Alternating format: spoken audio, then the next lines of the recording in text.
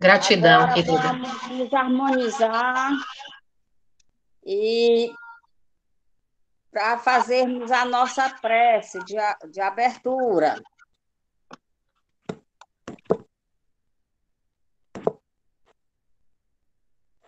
Eita.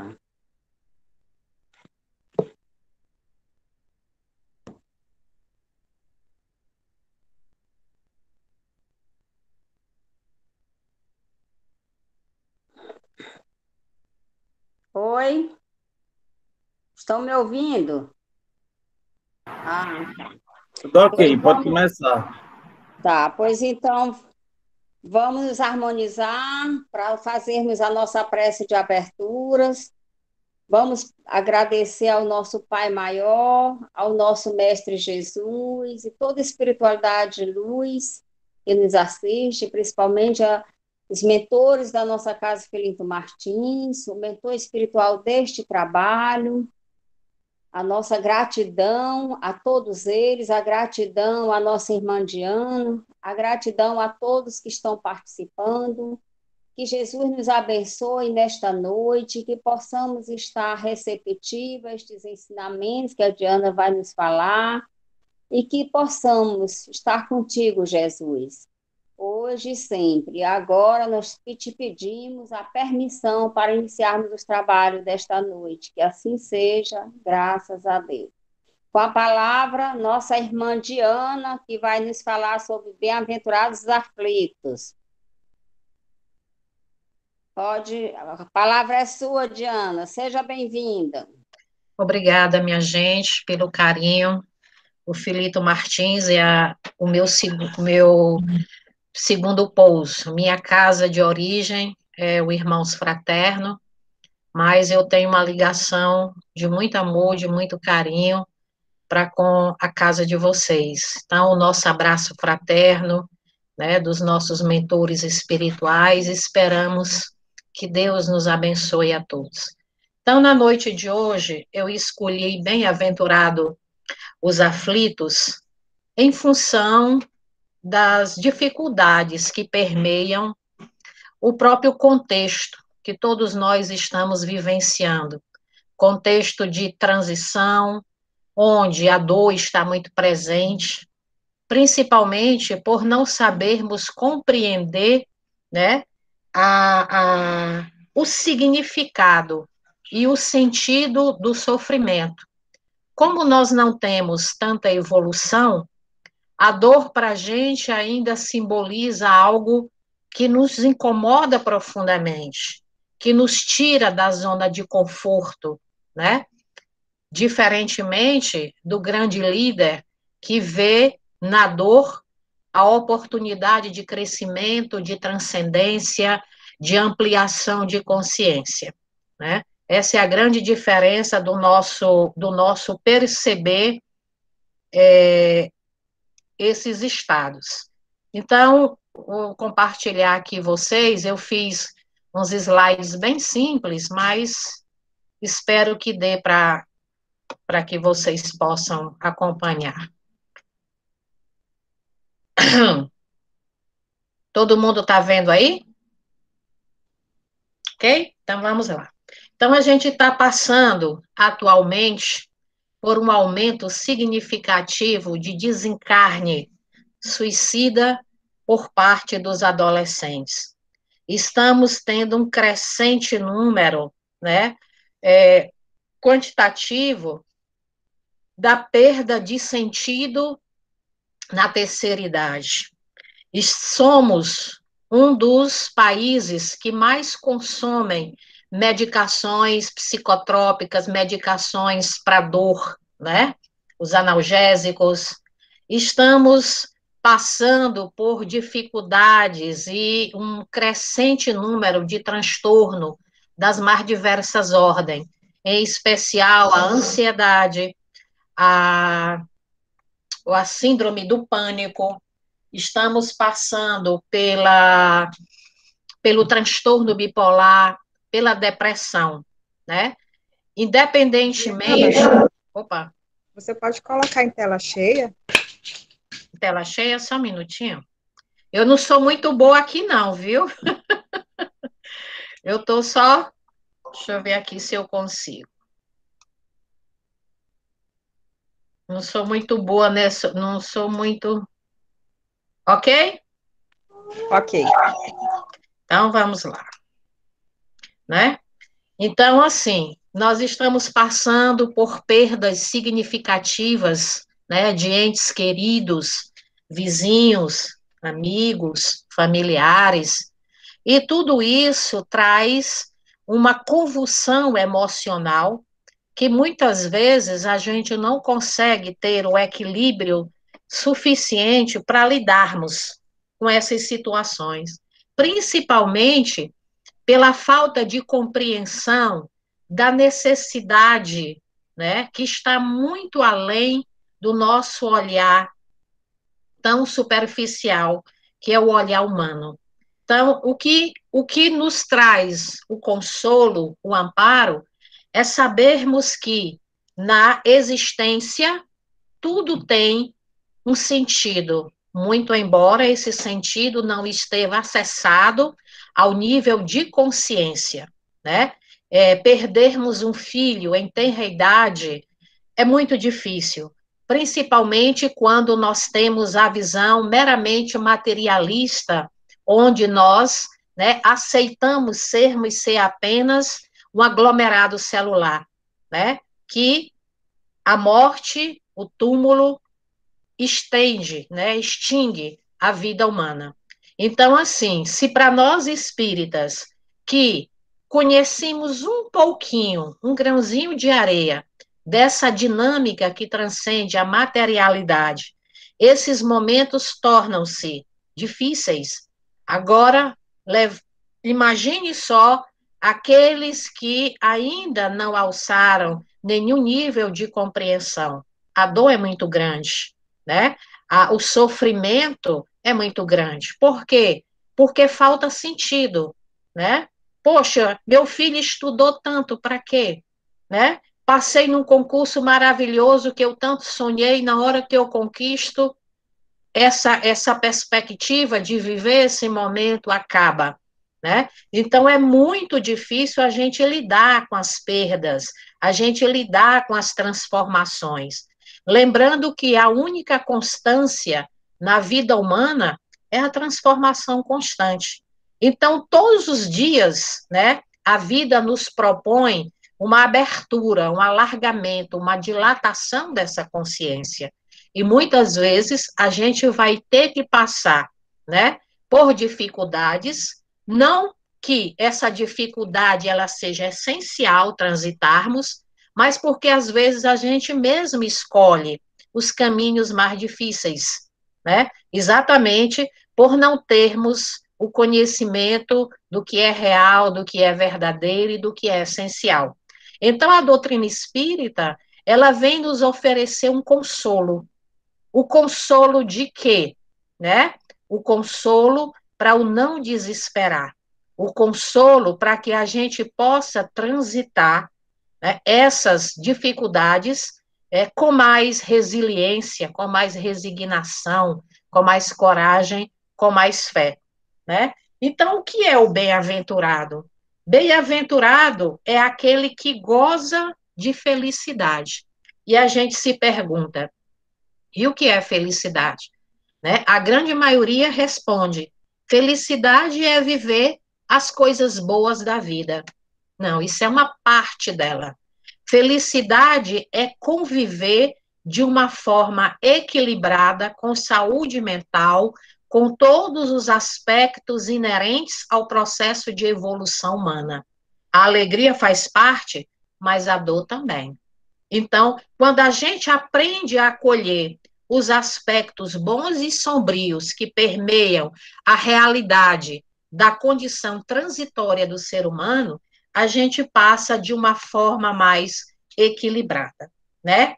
O que é o aflito? O aflito é aquela pessoa que não consegue administrar suas emoções, não consegue observar os pensamentos deletérios que processam no campo mental e promovem estados emocionais perturbadores. né? É o apreensivo, é o ansioso, é o preocupado, né? Olha a palavra, preocupado. Mente ocupada antecipadamente. É você sofrer por antecipação, por algo que você imagina, mas que você não tem certeza. E muitos dos aspectos de preocupação nossas, eles não irão passar de ideias mórbidas. Às vezes a gente se preocupa e muitas coisas nem chegam a acontecer. O que é aflição? A aflição é um estado de ânimo daquele momento, é aquele estado de humor caótico, é aquela oscilação em que a gente se depara, é o famoso turbilhão, onde você não consegue o equilíbrio, o caminho do meio. Você se deixa envolver pelos pensamentos, pelas emoções, sem trazer para o campo de consciência o que você está pensando, como você está pensando, e o que aqueles pensamentos refletem ou podem refletir acerca da realidade. Então, isso é aflição. A aflição, o que é que ela gera? A aflição, ela gera dor, ela gera constrangimento, ela, desculpe, gente, ela gera sofrimento, mas ela também, né, vai nos proporcionar o despertar. Por mais que você teime, vai chegar um dia que você vai cansar do seu sofrimento. E aí entra a parte educativa da dor, fazer com que você desperte para realidades melhores, para realidades que vão fazer com que você viva a sua existência dentro de um padrão de maior equilíbrio, através de escolhas assertivas, né? Quando Jesus disse, bem-aventurado os que choram, né, seria sinônimo de bem-aventurados, erroneamente a gente pensa que assim, bem-aventurado, né, feliz aquele que está vivendo a sua aflição. Viver a aflição, né, para nós não é algo bom, é algo que nos angustia, é algo que nos tira da zona de conforto. Mas essa bem-aventurança tem a ver, né, com o despertar da consciência, porque no mesmo tempo que o sofrimento existe, está existindo também, né, a renovação, está existindo o renascimento, está existindo as possibilidades, a transformação. E a gente adquire maturidade quando a gente começa a perceber que em meio ao caos existe luz. Eu tenho uma amiga que ela diz, Diana, aonde existe uma grande sombra, também existe uma grande luz, né? Tá só esperando o quê? Esse despertar, essa abertura para o que é maior. Nós temos medo do sofrimento, mas temos medo também da transformação. E muitas vezes nós nos permitimos, nós arrastamos situações pelo medo de darmos continuidade ao processo de transformação, né? A gente pede para voar, para ser livre, mas nos permitimos prender na dor, no sacrifício, na miséria, no egoísmo, né? Enfim, em tudo aquilo que nos promove a queda, que nos promove o demorar, né, das situações. Então, quando eu coloco o espiritismo, ele mostra a causa, né, dos sofrimentos nas existências anteriores. Nem todo sofrimento que a gente vive atualmente, ele é em função de desequilíbrios emocionais do aqui e agora, do hoje, de escolhas mal feitas, né?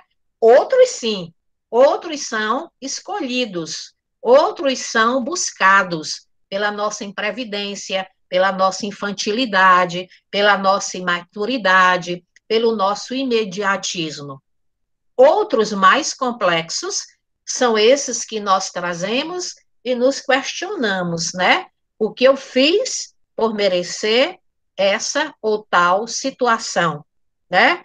É o momento em que você, tipo, você se cuida fisicamente, você se cuida mentalmente, você se cuida a nível de alimentação, você tem o seu momento de sono, de relaxamento, de lazer, né? Você olha para você e diz, poxa, mas como é que cabe uma situação dessa? Se eu não fiz nada por merecer. Aí onde vem a complexidade da dor. É o momento mais profundo dela. É quando você busca a causa e não consegue encontrar a resposta.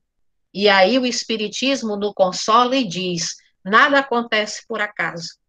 Todo sofrimento que momentaneamente não temos uma justificativa presente está ancorado nas experiências pretéritas, nas experiências passadas, né? E o que é que nós temos que fazer, né? Nós temos que mergulhar. Não é dizer por que eu, porque geralmente a gente se pergunta, por quê? Por que comigo? Não é isso. A pergunta correta é para quê? Qual é o sentido desse sofrimento? Porque quando a gente encontra o sentido do nosso sofrimento, a gente passa a acolhê-lo com discernimento e com resignação. Não é aquela questão de nós dizermos assim, foi Deus que quis assim e assim será. Não é isso. Não é dessa forma passiva, mas é da forma ativa. Tá, tudo bem, né? Surgiu essa situação. O que é que eu posso fazer para minimizar, para cooperar comigo, para que eu transite mais rapidamente? Porque o sofrimento, a dor, ela é fato, ela existe, mas o sofrimento é opcional. O sofrimento, ele está relacionado, né, a essa necessidade que nós temos de arrastar essa sacola velha. Aquilo que a gente já poderia ter resolvido. E por que é que essas sacolas velhas existem? Porque no momento que somos convocados a fazer os enfrentamentos para trazermos a nossa liberdade, né? O que é que a gente faz? A gente se esconde, a gente bate a porta, a gente foge, a gente nega, a gente faz vista grossa, como se isso fosse resolver a situação. E isso não resolve. Isso é retardar a liberdade, a expansão de consciência. Então, a melhor forma de resolvermos as nossas dificuldades é enfrentando.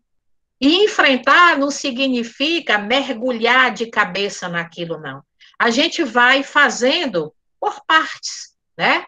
Se você tem uma substância que você não compreende como foi que ela se originou, você pega essa substância, dilui, vê quais são os componentes, né? O que faz parte de cada componente e o como essas substâncias reagem. Aí você vai entender, né, a razão dela ter sido produzida. A mesma coisa somos nós, né? Então, se eu estou dentro de um estado, né, complexo, né, eu nada mais coerente de que eu busque. Se eu fui, né, quem trabalhou o meu adoecimento, cabe a mim também trabalhar a minha saúde.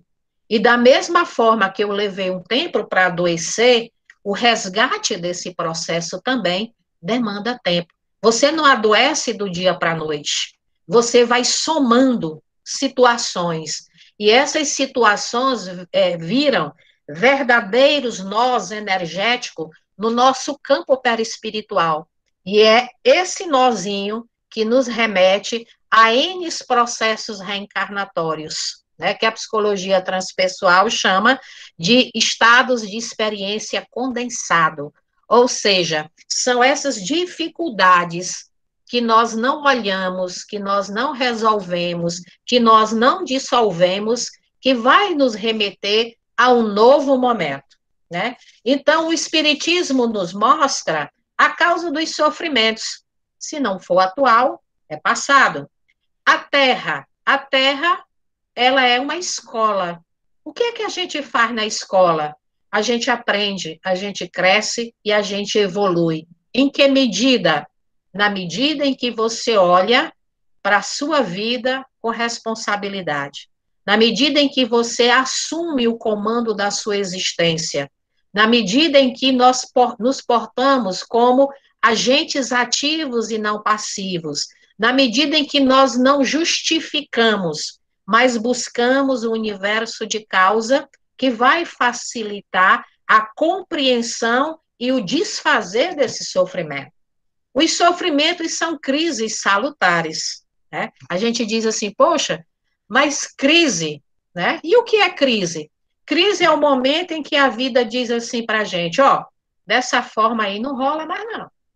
Tem que mudar, tem que crescer, tem que ampliar, tem que voar, tem que criar asas, né? Significa que aquilo que eu vivi até aquele ponto se esgotou. Eu preciso de mais. Eu preciso de mais espaço, eu preciso de mais compreensão, eu preciso de mais luz para que eu possa, né, realmente evoluir.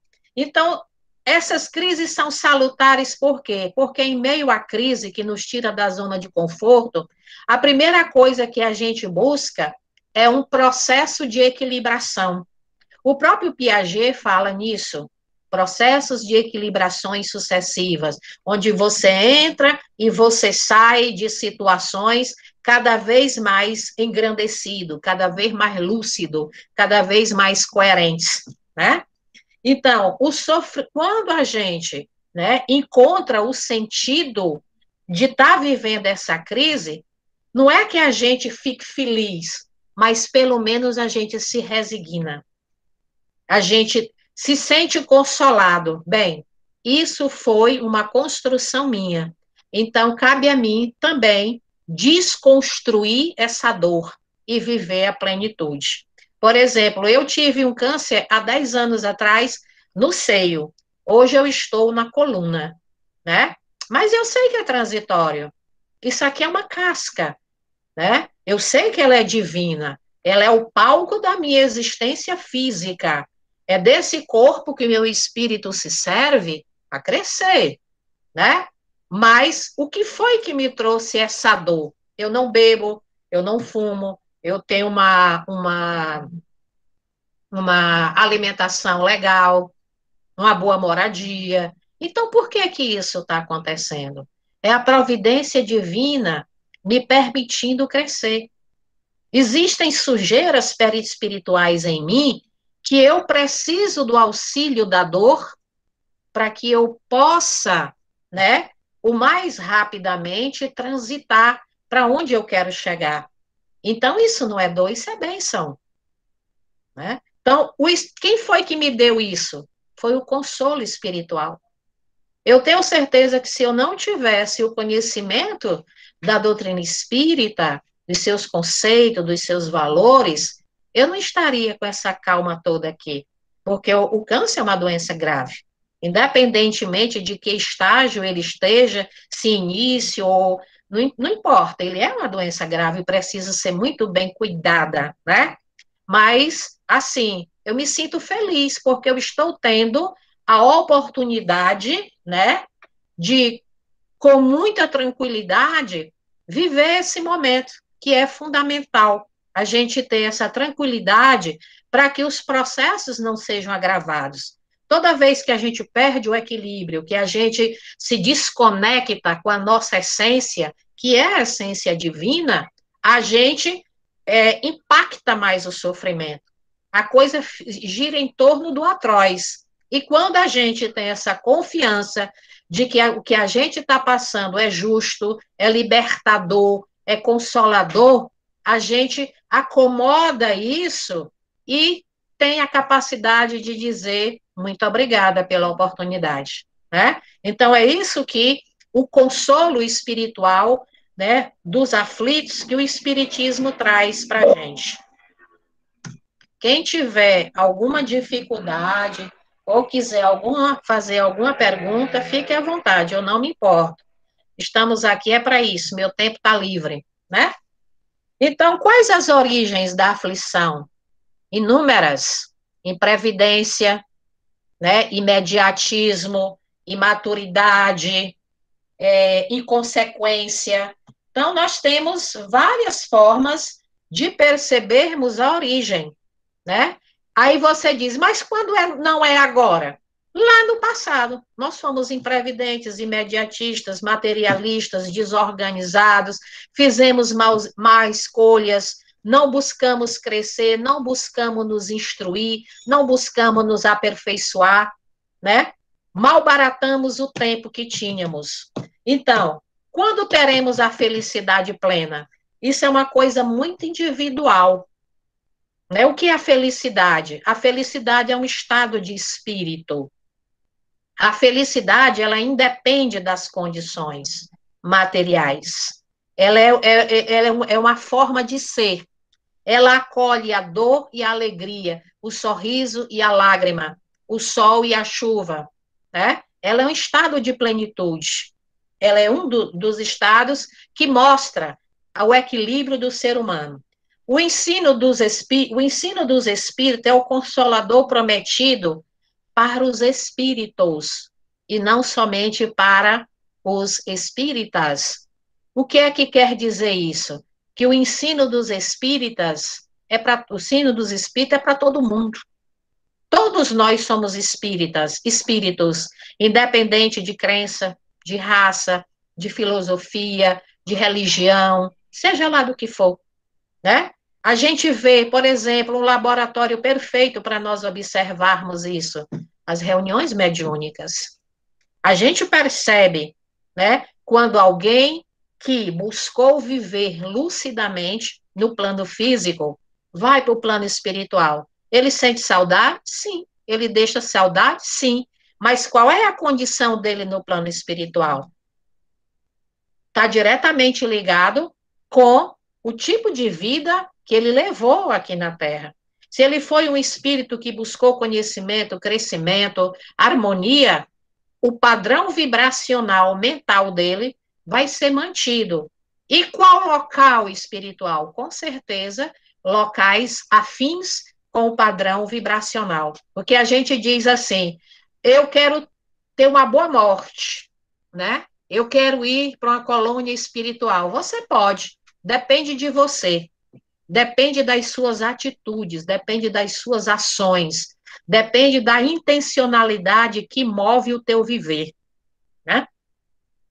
Teremos espíritos consolados no plano espiritual ou não, né? Quando é que um espírito não tem consolo no plano espiritual? Quando ele vive apegado à dimensão física. A dimensão física é só uma dimensão de mediação de evolução. Nós viemos um dia para cá e vamos retornar. Essa aqui não é a nossa base pouso, é a nossa base, né, por um tempo necessário a uma evolução permitida que foi programada previamente antes de quê? Antes de reencarnarmos, né? Então, o sentido da consolação, né? Será que Deus vai nos tirar a dor? Não, porque a dor tem um sentido. A dor, ela tem uma função. A dor, ela tem um significado, né? Tipo, vamos trazer uma coisa bem próxima de nós. Você está sentindo uma dor no peito, mas ela passa, depois ela vem, aí ela passa. Qual seria a medida de solução disso aí? Você buscar um especialista para ver o que é que você tem. Mas nós somos assim. A gente só muda de atitude, em grande maioria, quando a dor é pungente, quando não dá mais para suportar. Enquanto estiver dando para arrastar, a gente arrasta, né? E está aí a nossa grande dificuldade de evolução, porque a gente quer viver bem, mas continua procrastinando, continua deixando para amanhã, continua empurrando com a barriga, né? E isso nos torna, o André Luiz diz que isso é que é doença mental, é você saber o que é bom para você e conscientemente fazer escolhas contrárias. A doença mental, quando ela se manifesta no plano físico, ela já é uma depuração. Ela já chegou ao ápice. Você agora vai expurgar toda aquela sujeira do teu inconsciente, né? Então, Doença mental é quando você conscientemente busca pela dor, pelo que te atrasa, pelo que te empobrece, pelo que te mantém na zona de sofrimento, né? Algum questionamento, gente, até aqui? Alguma pergunta? Se tiver, pode ficar à vontade, eu não me incomodo, né? Vamos lá. A mensagem espírita nos consola trazendo o porquê, né? Você quer ver uma coisa? Como é necessário a gente ter um sentido para tudo que a gente vive? Se você chega para um adolescente e diz assim, você não vai sair. Por quê, mãe? Por quê, pai? Não, porque eu não quero, não vai. Qual é a... Peraí, gente, a bateria aqui que está arrebentando. O que é que você vai promover nessa pessoa? Você não vai sair, por quê? Porque eu não quero. Qual é o sentido? Por quê? Qual é o propósito? Por que que eu não posso sair? Né? Quando você faz uma coisa com alguém, ela não entende. Por que que você fez isso? O que te levou a pensar isso? O que é que está faltando? Está faltando o universo de causalidade. Está faltando aquilo que me explica o porquê da minha tomada de decisão, né? Como é que a gente toma a decisão? A gente toma a decisão nas situações quando a gente vai, né, unindo informações que a gente vai tirando de onde? Do ambiente, né? Tanto interno quanto externo, né? A nossa percepção, ela vai captando os sinais, e esses sinais, eles vão formando uma verdadeira teia mental com sentido. Aí eu digo assim, a resposta disso é essa. Por que que eu dou aquela resposta? Porque eu compreendi, eu entendi o que aquela situação queria dizer para mim. E quando eu entendo, eu transito, eu transformo, né? Eu me liberto. Então, a dor como instrumento pedagógico, né? E de purificação da alma. A dor traz limites, né? Traz limites. A gente não respeita o nosso corpo. A gente está vendo a perna doendo, o braço cansado, a coluna pedindo repouso, mas a gente está, ó. Quando é que a gente vai parar? No leito do hospital. A dor foi ou não foi um instrumento? Foi. Porque ela chegou ao ponto de dizer, ou você vai parar ou você morre. Né? Quantos estão arrependidos da imprudência, da vivência de aglomeração nessa pandemia? Geralmente a gente só toma consciência da gravidade da situação quando ela bate aonde? Na porta e na pele. Aí você diz, poxa vida, por que que eu fiz isso? Já é tarde. Né? A gente abre mão da consciência. Então, quando a gente não abre mão da consciência, a dor vem para fazer o ajuste necessário para que a gente não se perca, ou pelo menos retome o caminho, né? Não devemos alimentar de que o elemento consolador da doutrina espírita vem retirar a dor da nossa existência. Não, ela não vem retirar, não. A dor vai existir porque ela tem função, ela tem sentido, ela tem um objetivo. Ela vai apenas dizer assim: calma, tá tudo certo. É por aí que passa, é por aí que transforma, né? Então, quando a gente compreende o sentido do sofrer, o sofrimento passa a ser, né, um ato de amorosidade, de compaixão para conosco, que um dia a gente deixou de ter. A dor nos resgata, a dor faz com que a gente se aproxime de nós mesmos. A dor faz com que a gente repense nos excessos que a gente vive e que nos leva a diversas situações altamente complexas. Se Deus tirasse a dor, né, da nossa vida, ele estaria mostrando que não nos ama. Como? Né? Então, quer dizer que eu preciso sofrer? Não, não necessariamente, né? Mas tem coisas que você faz, que você constrói. Muitas dores são construídas, né? Tipo, um adoecimento. Muita gente sabia, usa máscara, lava a mão, evite aglomeração, mas estava lá, né? No final de semana, na balada. Mas quando chegou o vírus que promoveu dificuldades respiratórias e N sintomas difíceis, estava lá no hospital, estava se sentindo como? Injustiçado. Será? Né? Mas quando sai de lá, vem dizendo, graças a Deus, meu Deus. Por quê? Porque recuperou a saúde, mas pagou o preço da recondução. Se foi você que causou o seu desequilíbrio, cabe a você se reequilibrar também. Ninguém vai fazer esse trabalho pela gente. Ninguém. Entendeu? Um psicólogo pode te ajudar, um médico pode te ajudar, um amigo pode te ajudar, qualquer pessoa pode te ajudar, o Cristo vai te ajudar, mas ele não vai dizer assim, deixa a tua cruz bem aí que eu carrego. Porque se ele fizesse isso, ele estaria tirando de nós o aspecto pedagógico da dor, que é ensinar, né? Uma vez eu estava com minha mãe lá no hospital infantil e chegou uma mãe com a barriga imensa, já quase nos últimos meses de gravidez, e uma criança de 3 anos com peso de um recém-nascido, altamente desnutrido.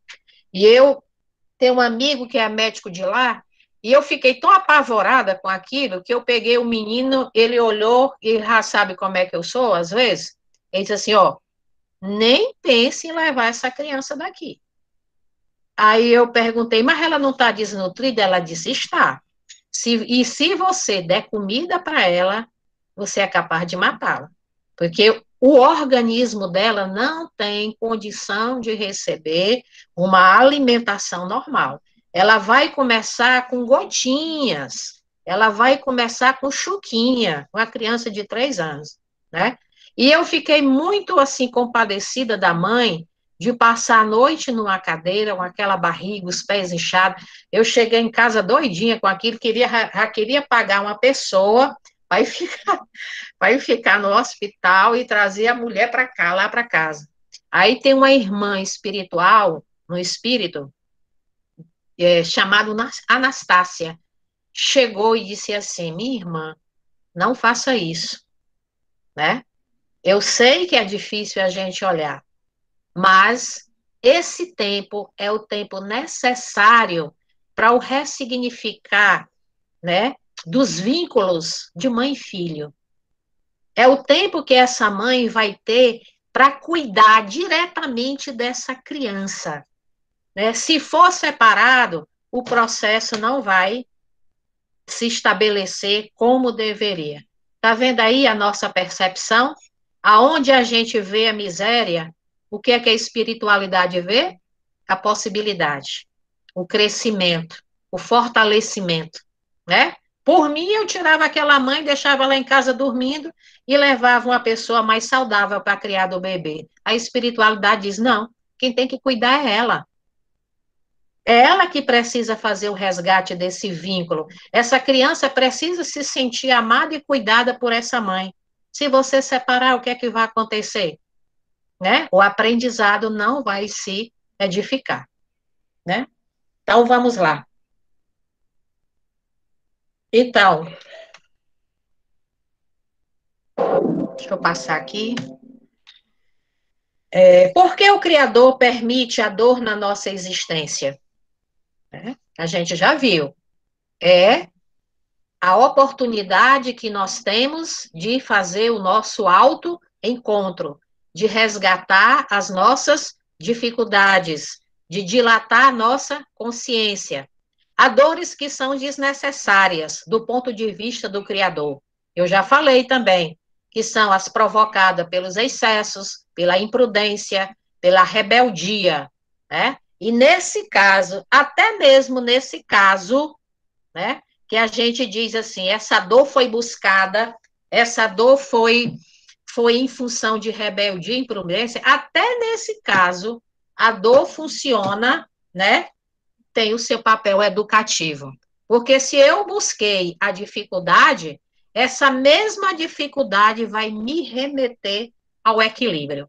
Porque ninguém gosta de estar e de se sentir incomodado pela dor, pelo desconforto, seja lá de que ordem for. A gente vai procurar uma maneira, e é exatamente nessa busca de uma nova maneira de viver, de ser e de existir, que a gente vai encontrar o nosso padrão de equilíbrio, né? Ela desgasta.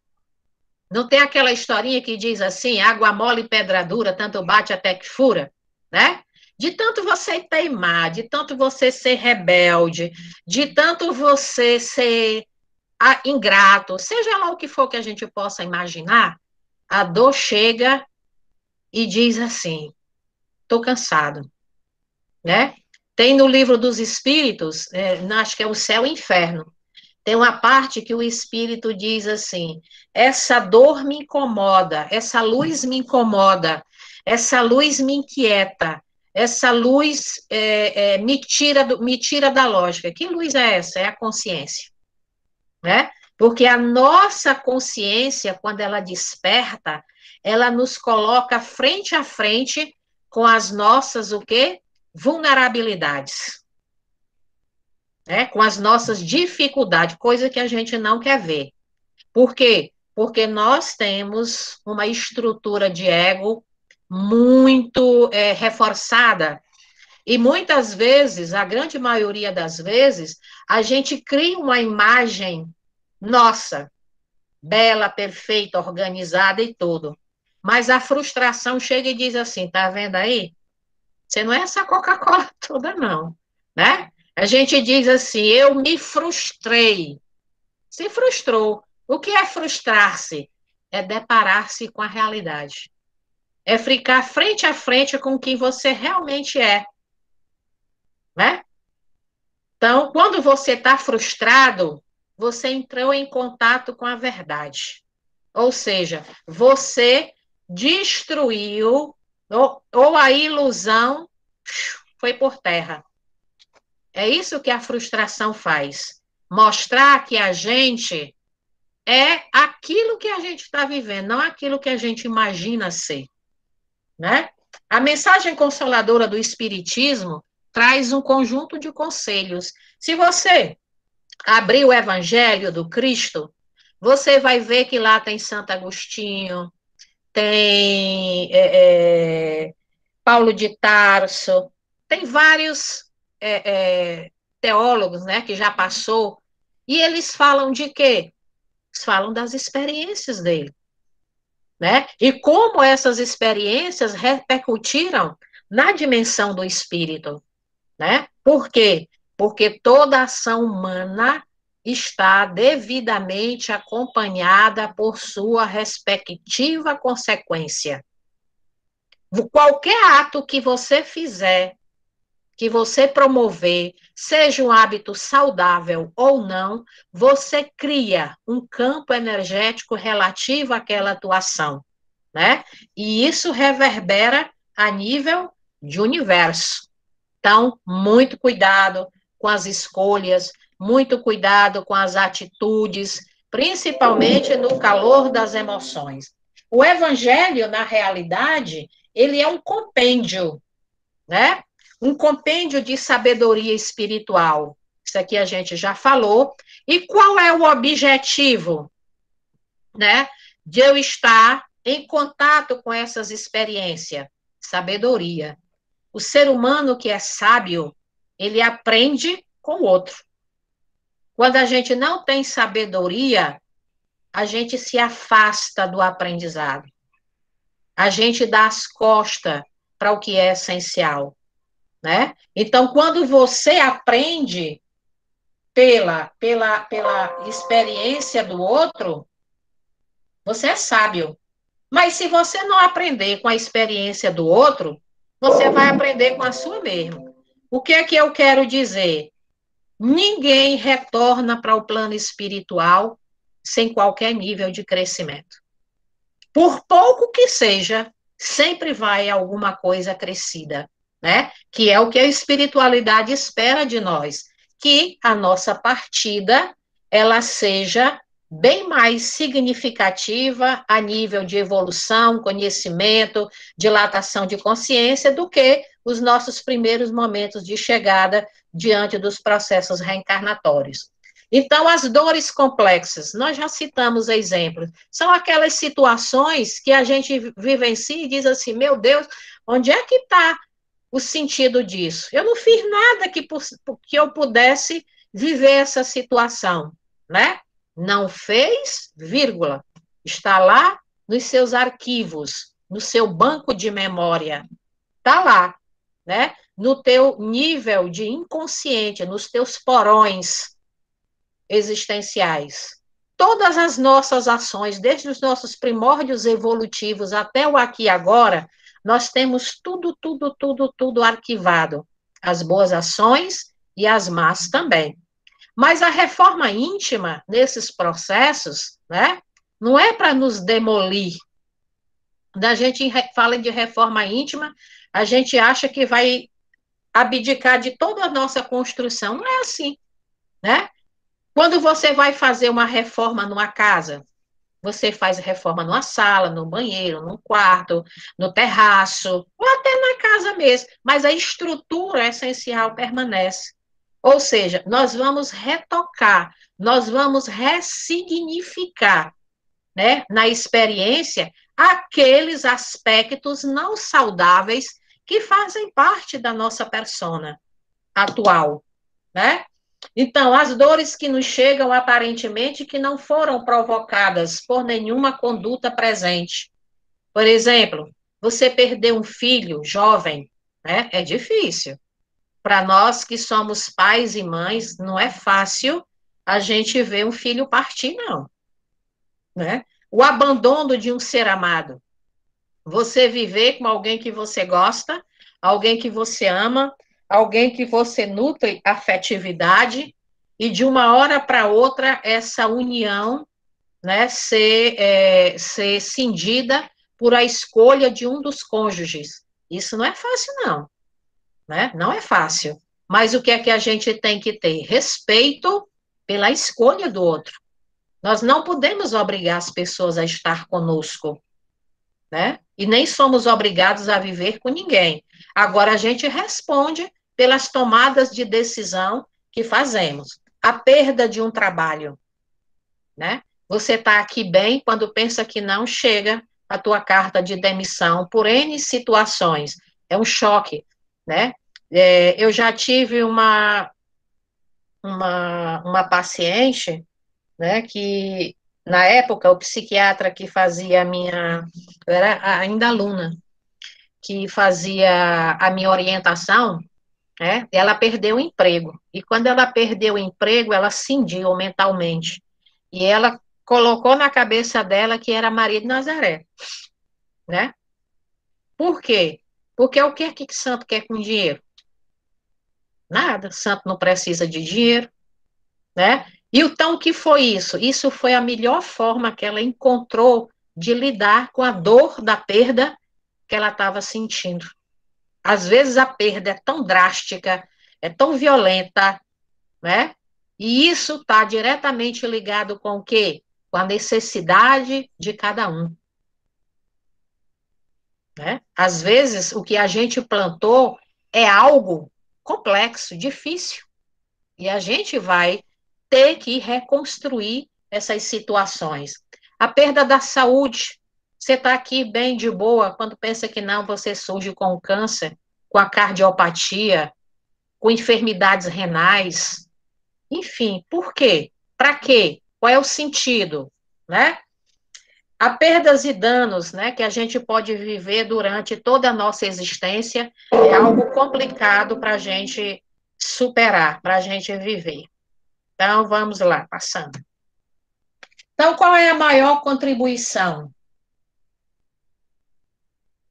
O que é que a gente pode ver a maior contribuição, né, do Espiritismo para nós, diante das dores que são inevitáveis?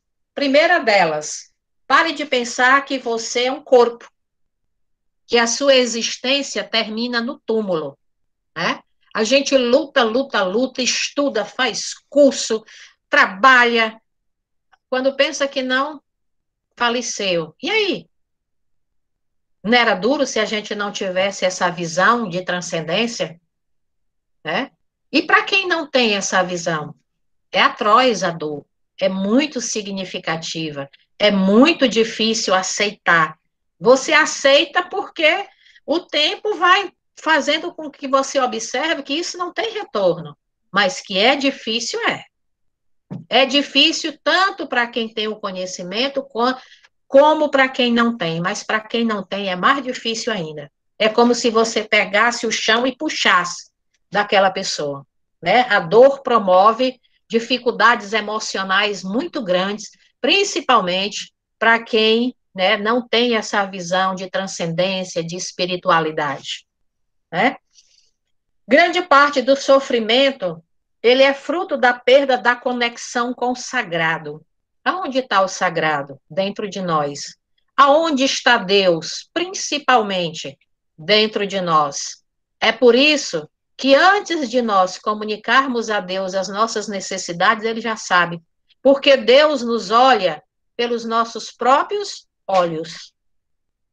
Antes mesmo que eu saiba de alguma coisa, Deus já sabe. Interessante, né? E o quanto isso é grandioso. Não, acreditamos que somos um conjunto de células. Quando o médico diz assim,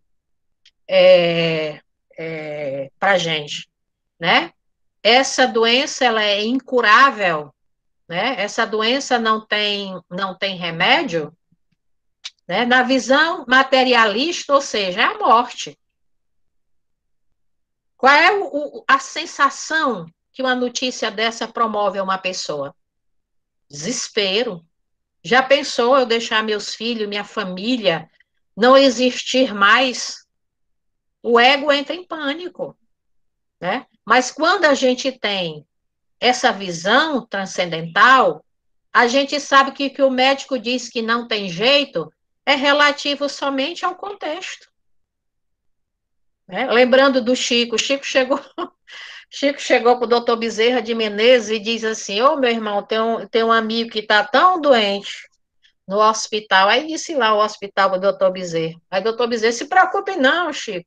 Ele vai ficar bem, tá tudo certo. Ele vai, ele vai ficar bom. Aí passaram-se alguns dias, o amigo dele morreu, né? Doutor Bezerra, em outro momento surgiu, aí o Chico, muito choroso, muito sentido, disse assim, ô doutor Bezerra, o senhor não disse que meu amigo ia ficar bem? E eu disse, ele tá bem. E aí o doutor Bezerra disse, ele tá bem, Chico. Ele está bem, ele só não está bem no físico, mas ele está bem no plano espiritual, está se recuperando. Eu não disse para você em qual dimensão ele ia ficar bem, mas ele está bem, né? Quer dizer, aquilo, por exemplo, aquilo que você parte tratando, continua sendo tratado até chegar ao ponto da cura, né? Então, aquilo que a medicina diz assim para a gente, que não tem jeito, não tem jeito, vírgula, não tem jeito, às vezes, nesse processo reencarnatório. Por quê? Porque a demanda é muito grande, a drenagem é muito profunda. Às vezes não dá para drenar tudo. Continua-se, desencarna-se e continua essa drenagem aonde? Nos hospitais espirituais, né? Com muito mais recurso, com muito mais condição. Então, vamos ver lá. Acreditamos que somos células, essa é uma crença materialista que promove muito sofrimento, né?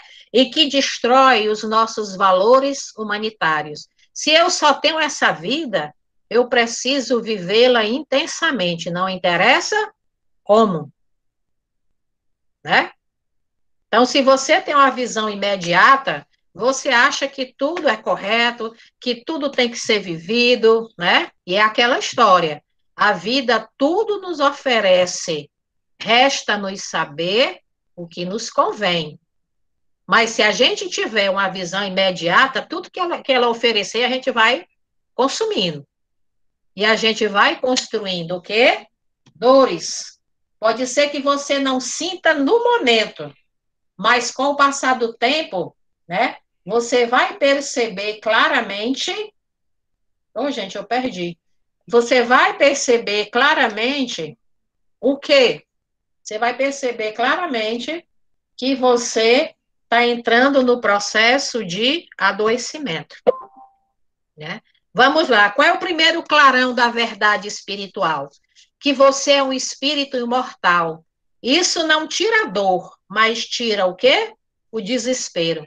Eu me lembro do meu pai, que ele faleceu com câncer na bexiga. E o médico espiritual, quando meu pai saiu, eu falando com o médico, eu perguntei, doutor, isso no meu pai é câncer? Ele disse, é câncer. Mas ele não vai sofrer a dor do câncer. Como ela pode vir a ser vivida, né? Tem pacientes cancerosos que só funciona, ameniza na base de quê? De morfina, né? E o meu pai não tomou nenhuma Novalgina, né? Mérito, não sei quais, mas ninguém transita por um processo desse sem sentir dor, né? Então, se houve atenuação dessa dor, é porque houve merecimento, houve alguma construção que valeu a pena. Qual, não sei, né? Então, para quem acredita que a vida termina no túmulo, é doloroso enterrar um ente querido por não encontrar significado. Somos espíritos eternos em experiência provisória. É um ano letivo nosso, né? Uma encarnação é um ano letivo que dura 70, 80, 90 anos. Hoje, o crescimento, né, da qualidade de vida, dura muito, mas é um ano letivo, né? É quando a gente chega, é que a gente vai ver, né, na nossa ficha encarnatória, aonde nos saímos bem, né? Aonde precisamos intensificar nosso aprendizado, e a partir disso é reprogramado um novo processo de retorno à escola, que no caso é a nossa Mãe Terra. Vamos lá. A Terra não é o nosso ponto de partida e nem de chegada. Ela não é. É um ponto de transição. A gente vem de uma dimensão espiritual, ganha um veículo orgânico, que é o nosso corpo, imprescindível à evolução do espírito na Terra, e vai retornar à pátria espiritual. Então, a nossa verdadeira casa é o quê? É a casa do espírito, e não a Terra. Então, nós estamos aqui numa travessia. A Terra que seria uma ponte. De um lado, o plano espiritual, do outro, a escola, e nós estamos atravessando, né? Ou seja, a gente está saindo da escola para voltarmos para a nossa casa mais consciente, mais lúcido, mais amparado interiormente. É preciso criar resistência espiritual. Vocês estão vendo isso aí, gente? Ou não passei? Não, né? Ah, tá aqui. Né?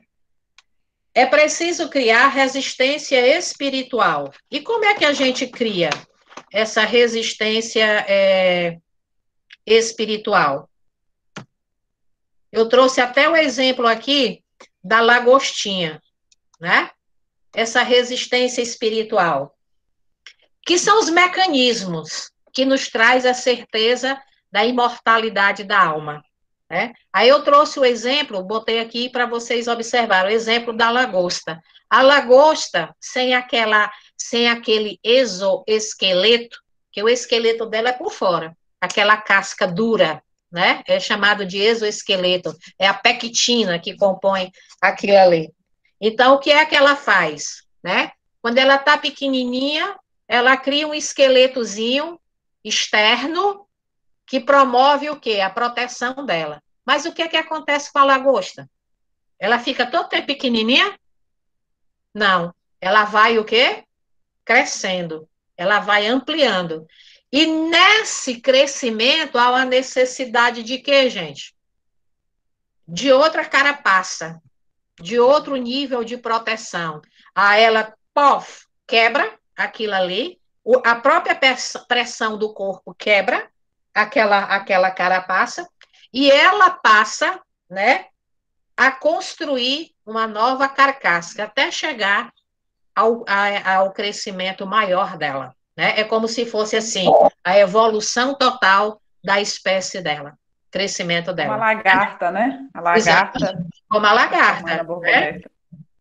A lagarta, ela faz o quê? A lagarta, ela rasteja. Só que tem um momento que a lagarta cansa de rastejar.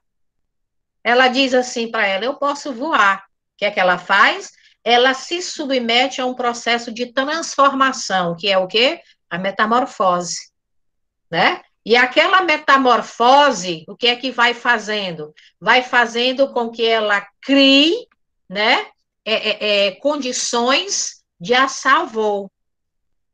É por isso que a gente não pode, né? Quando eu era criança, na minha casa, tinha um pé de siriguela. E era cheio daquelas bichinhas que a gente chama bicho de seda, né?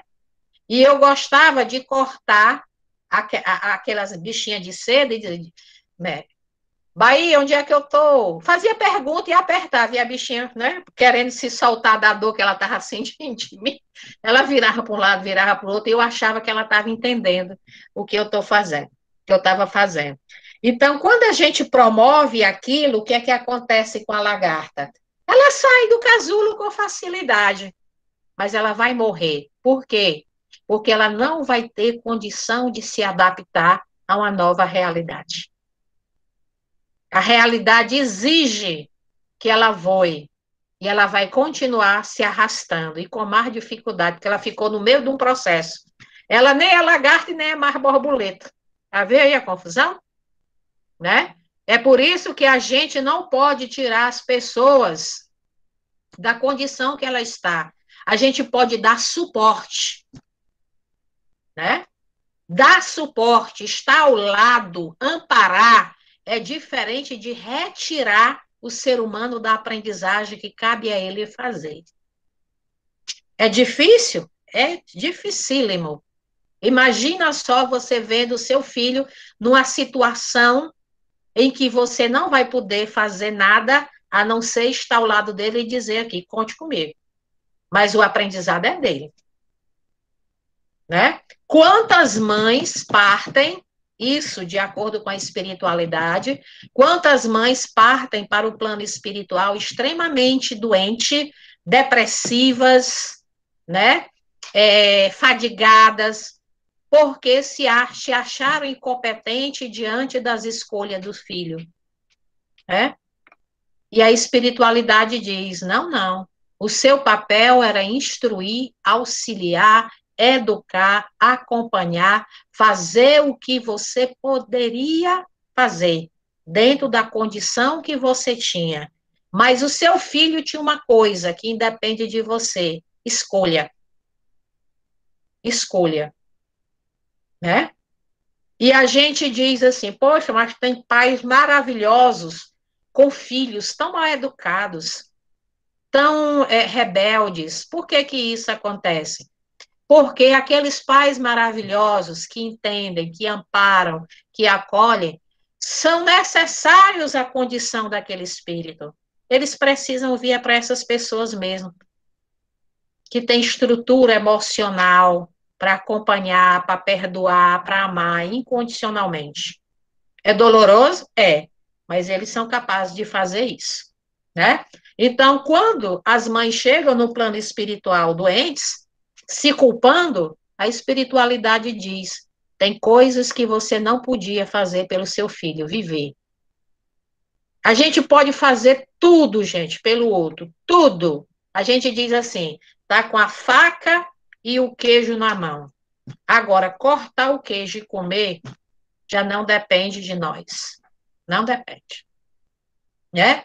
Então, a lagosta significa o quê? A lagosta, a lagarta, significa o quê?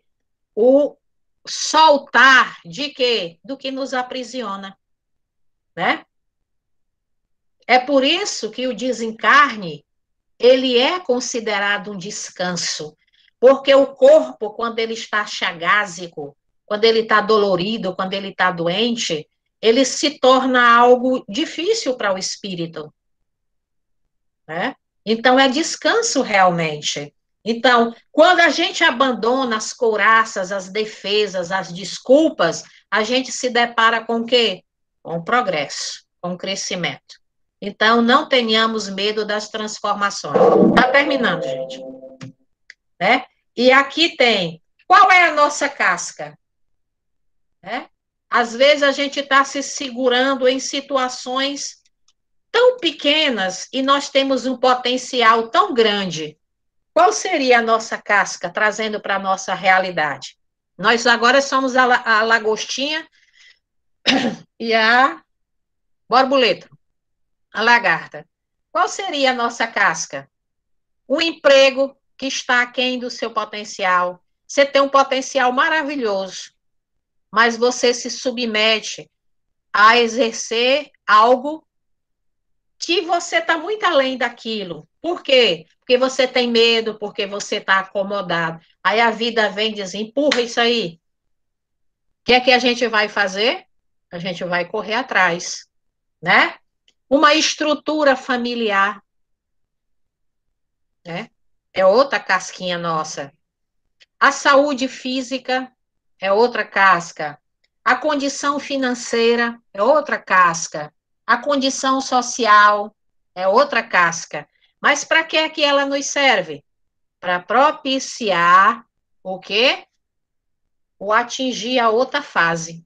A fase que todos nós vamos viver na próxima encarnação, ela está sendo estruturada nesse instante. Por que é que nós estamos aqui? Porque a gente quer aprender a compreender a dor. Eu que estou falando para vocês e vocês que estão me ouvindo. Eu também quero. Tem coisa que bate que é difícil eu dizer assim, poxa, de novo, é isso, né? E quando a gente diz de novo, a gente não atenta que esse de novo é um processo que já reclamou diversas vezes a solução. Por que de novo? Porque tem problema aí. Porque não foi resolvido. É o que eu digo para os meus atletas. Quando vocês vão para campo de jogo, que vocês repetem um erro que foi repetido no passado, é sinal de que não houve aprendizado. É sinal de que ainda tem algo a ser descortinado para que vocês tenham um bom rendimento. Se não houve um bom rendimento, e se houve queda na mesma condição, é sinal de que tem algo que precisa ser aprendido. Não está lúcido ainda, né? A casca fica e você parte para outros níveis de experiência. É o que acontece conosco. No dia em que houver necessidade de nós partirmos para outras experiências, essa casca aqui vai ser rompida. Sem sombra de dúvida, né? A dor tem um propósito, pois a vida pede crescimento, ampliação. Não segure a casca. Por quê? Porque a vida deve seguir seu curso. O que é que a água faz quando ela encontra um obstáculo? Hein, gente? O que é que a água faz?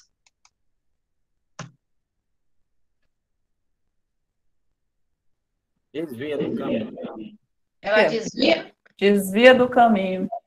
Ela desvia o caminho, né? Ela busca o quê? Novas alternativas, mas ela não fica estancada. Até momentânea ela pode ficar estancada, mas na hora que tiver a possibilidade, ela, ó, né? Outra analogia muito interessante, o bambu, né? O que é o homem bambu? É o homem que se permite transitar pelas experiências. Ele não para, ele não rompe, né? O que é que o bambu faz diante da tempestade? Ele se curva. Ele não faz isso. Porque se ele fizesse isso, ele quebrava, né? Então ele se curva e a tempestade passa e ele volta naturalmente à sua posição original. Tudo passa. Vamos lembrar sempre de Maria de Nazaré. Tudo passa, né? Tudo que tem um começo, com certeza um dia vai ter fim, né? E nós vamos sair bem melhores do que quando entramos. Então, todos nós, consciente ou inconscientemente, a gente busca o crescimento. Todos ansiamos por purificação. A gente não quer pagar o preço da coisa, sabe? Mas que todo mundo quer, quer, né? Nós somos tão acomodados que nós estamos passando por dificuldades, mas enquanto der para arrastar essa dor, a gente vai botando o curativo, paliativo.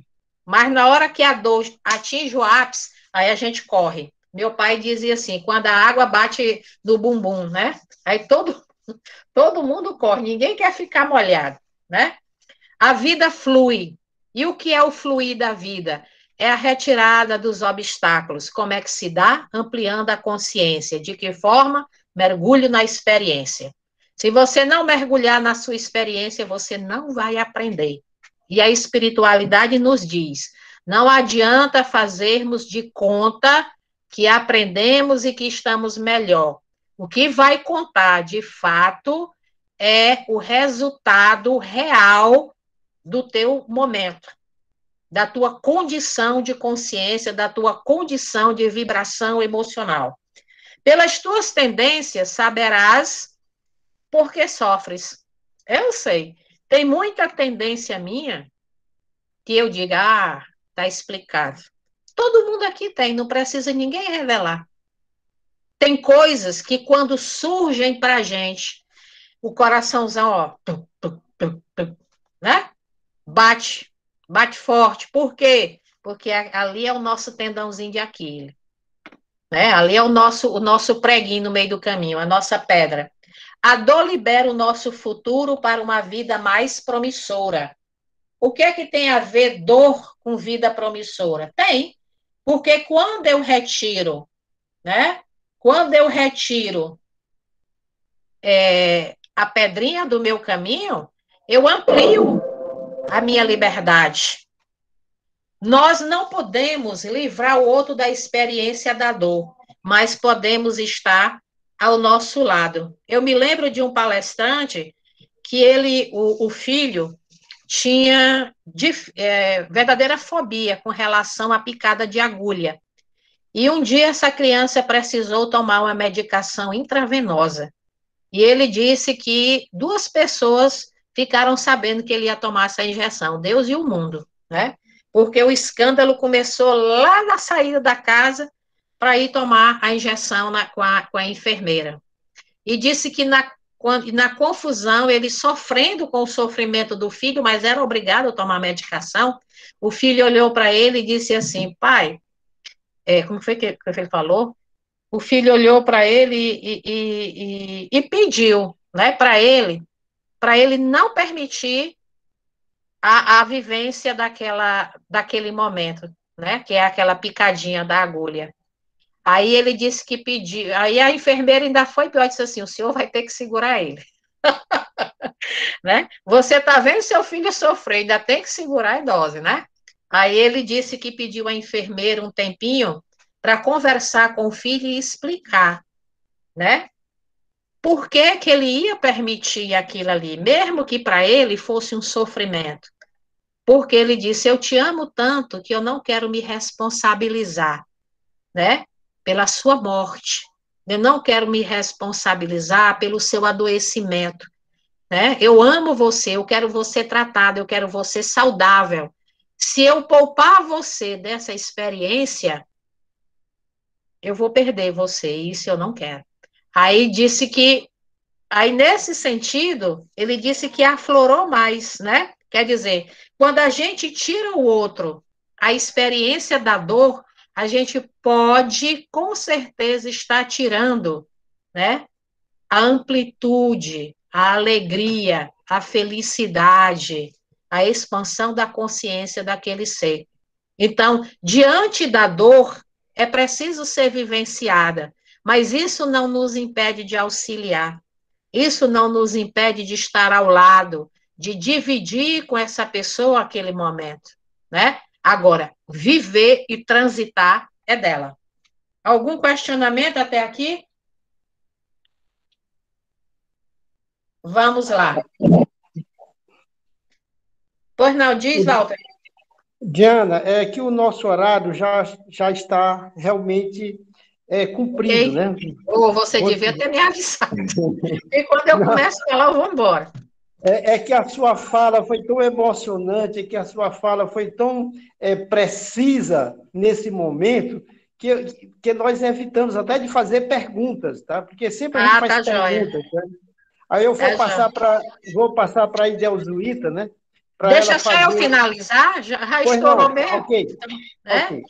Então, a promessa do Cristo não é que não haverá dor, mas é de que ele estará presente.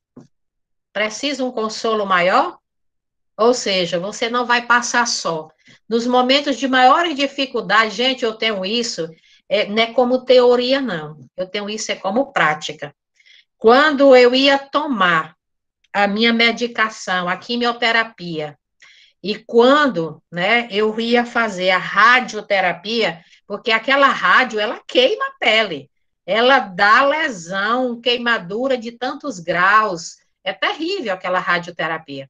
E a sensação que eu tinha quando aquele aparelho jogava aquele bico magnético em cima do meu seio, a sensação que eu tinha é que Deus, a espiritualidade, um amigo muito bondoso pegava aqueles raios tudinho e fazia assim, ó, comprimia e jogava só no lugar que era realmente. É tanto que meu seio não tem uma mancha de queimadura. O médico disse assim: incrível, né? A senhora não ficou com nenhuma mancha no seu seio. O que é isso? Isso é providência divina. Quando eu fui tomar a primeira vez a medicação, eu me sentei naquela cadeira, que é aquela poltrona que deita,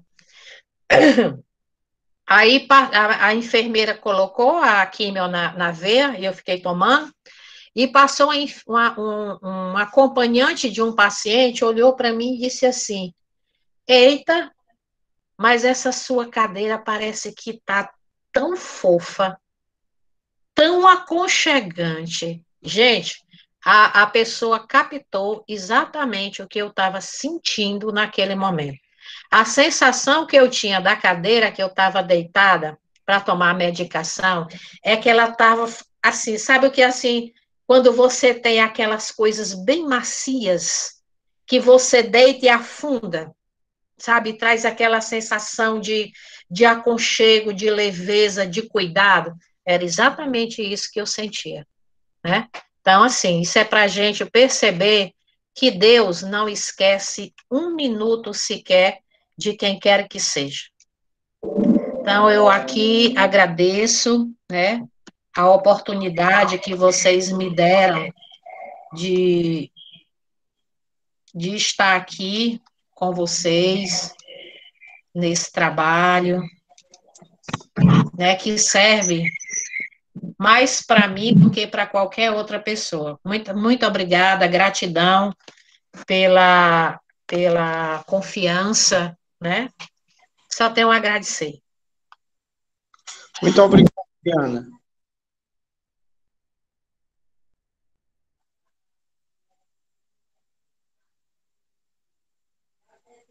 Deus para fazer a prece.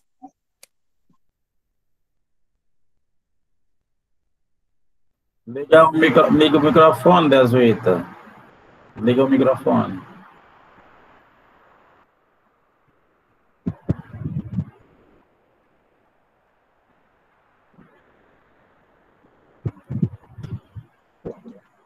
Oi, Delzuíta. Está com você, Delzuíta. É o microfone dela, Walter. Ah, tá. Agora ligou.